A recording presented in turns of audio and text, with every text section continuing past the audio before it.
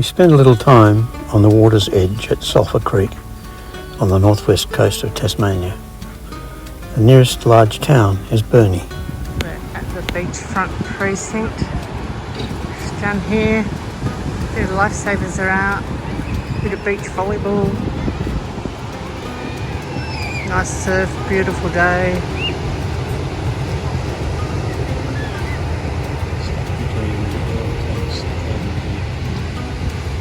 Yeah, here's the oil tanks. Then around to the left. Here's the, what are they? Oh, what was this side?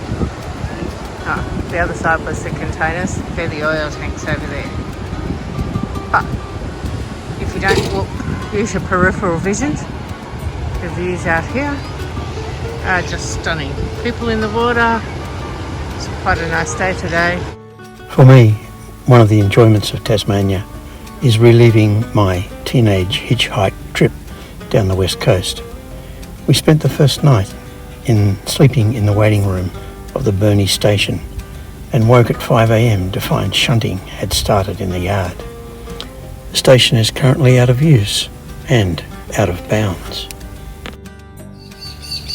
According to the locals, there were platypus in the creeks behind our campground. We had a good look, but had to content ourselves with the beautiful scenery.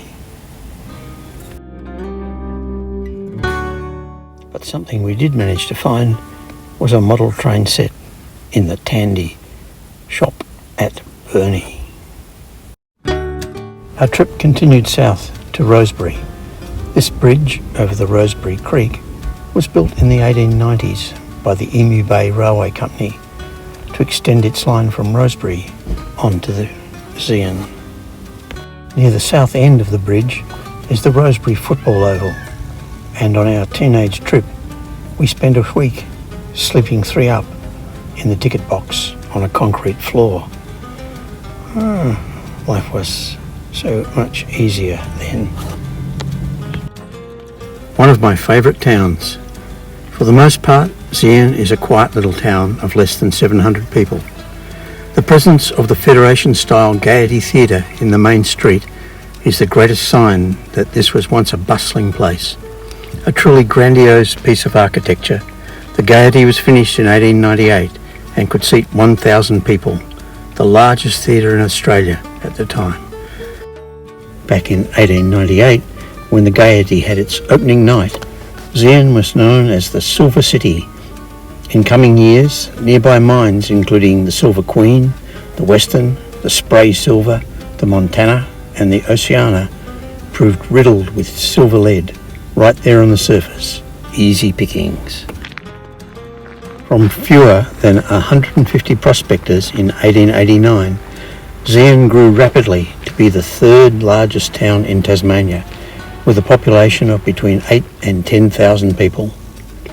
Amongst other amenities, it had a stock exchange, banks, 20 hotels, and numerous bars and entertainment halls. The venue hosted pretty much every imaginable entertainment, as did the Theatre Royal across the road.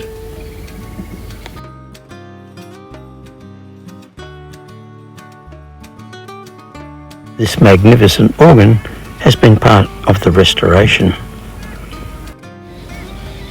The Gaiety was used for regular touring company performances by the famous Melbourne J.C. Williamson Company, as well as music, bioscopes, films and sporting events such as wrestling and even gymnastics.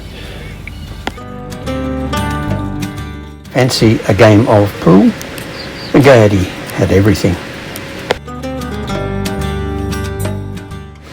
Next door is the courthouse.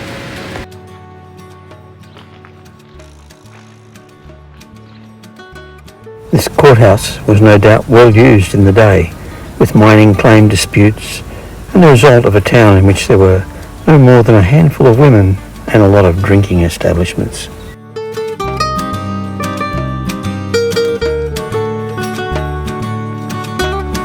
The post office is still functioning in its original capacity, one of the few buildings left on this once 3.5 kilometre main street that retains its original purpose. The Masonic Lodge recalls an era when the principles of brotherhood were paramount in an isolated world of boom and bust. One of the most notable buildings in the town is the Zeehan School of Mines and Metallurgy, built in 1903. This was a school for the instruction of ambitious young men of the mining fields of Western Tasmania, and had organised training in courses such as metallurgical chemistry and assaying. The school obtained for itself one of the best collections of mineral specimens in Australia, as well as a great collection of photographs going back to the very early days of the mining field. This is one of my very favourite photographs of what was known as the Quarter Mile Bridge. The bridge is now submerged underneath one of Tasmanian Hydro's dams, but when we crossed it in the 1960s, it had no decking and we crossed on the beams. With the downturn of mining in the 1960s, the School of Mines was forced to close, but the collection was preserved and is accessible today in the same building. And here is one of my favourite exhibits, built by the late Jeff Murdoch of Albury, who put nearly 5,000 hours into creating this complex model. The prototype was one of only a handful built in Germany to Hagen's patent and ran on the North East Dundas Railway. The School of Mines includes a mine experience comprised of elements from the Renison Bell mine. Tin has been mined continuously from the Renison Bell since the 1890s and was once the largest tin mine in the world. On our teenage trip, we rode the mine incline railway based on forged notes from our parents. The backyard of the School of Mines includes several mine engines, together with some of the locomotives that connected Zeehan with the rest of the world.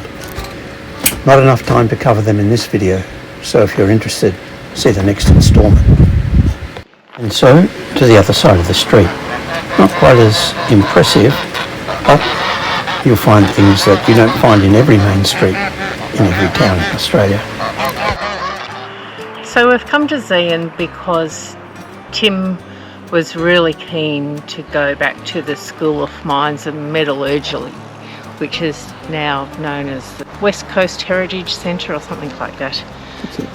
So while we're here, we thought, well, we'll take the opportunity and we'll come for a drive and we'll check out the Spray mine where they mined for ore and silver.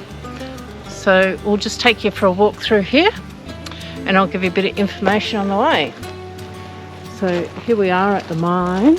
No, we're at the tunnel. At the tunnel, sorry. The tunnel of the mine. So during 1901, the British Zeehan Silver Mining Company extended the Argent tramway through this tunnel to the Spray mine on the side of which we are now standing. In 1904, this company brought a small locomotive. The locomotive was called Spray and was used on a tramway until the Spray mine closed in 1913. The tunnel is an unusual keyhole shape.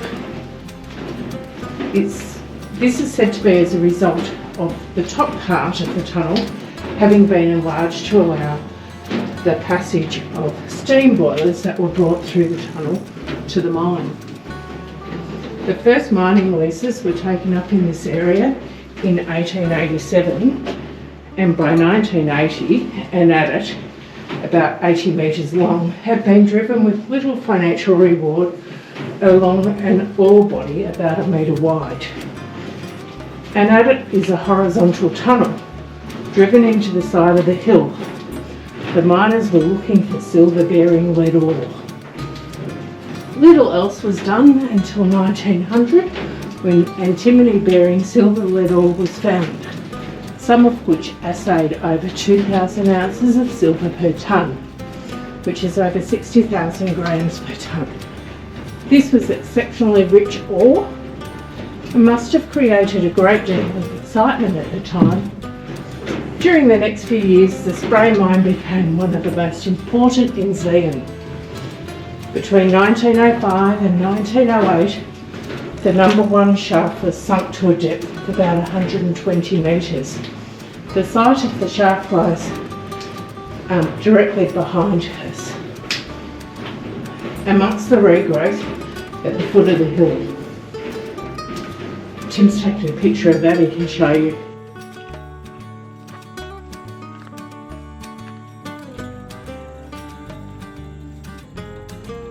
The shaft was closed in about 1909 due to flooding. The hillsides around the area were almost devoid of vegetation. There was little left but a few tree stumps.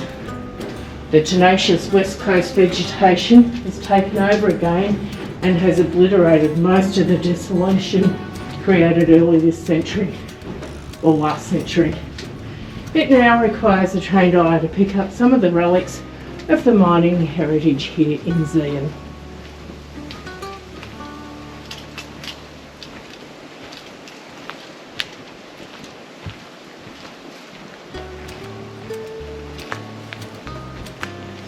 As you can see, the vegetation around the mine here, around the tunnel, it's just really beautiful. If we weren't walking,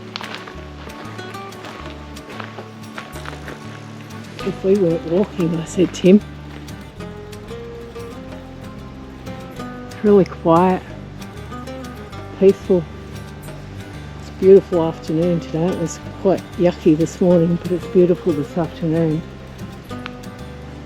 And it's just really peaceful here. Certainly well worth a look. So, for anyone who hasn't figured out yet, Tim is a bit of a rail enthusiast, a train spotter. What do you call yourself? A train buffer. So, if there's a train in sight, you can bet your bottom dollar that we will be there having a look at it on our travels. So Tim, how did you feel? Would you have liked to have been driving a train through this tunnel 110 years ago? Yeah, sounds exciting, but when you get in here with all the smoke that's coming out the funnel, it's choking you because you can't go very fast here. I'm not sure that it would have been all that exciting, other than once or twice. Can you capture the sidewalls where I'm shining the light? Show what it's like in here.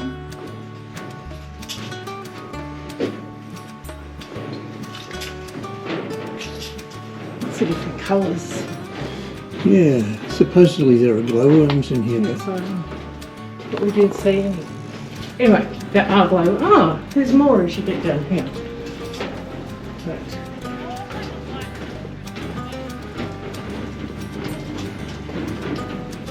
turn it on the side. Okay, now can you see the glowworms? There they are. I think you can see them now. Look through here, turn that one side.